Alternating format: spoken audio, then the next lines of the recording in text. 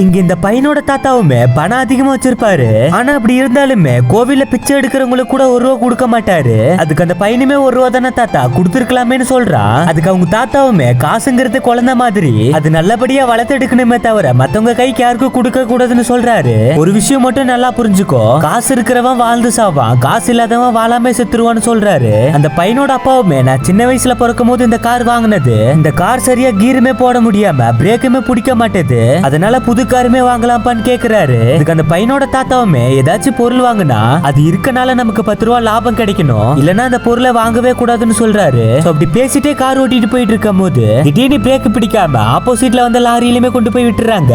அவங்க எல்லாத்தையுமே கொண்டு போய் ஹாஸ்பிட்டல்ல சேர்த்தாலுமே அந்த ஆக்சிடென்ட்ல அந்த பையன் அவனோட தாத்தாவை மட்டும் தான் உயிர் பழைச்சிருப்பாங்க.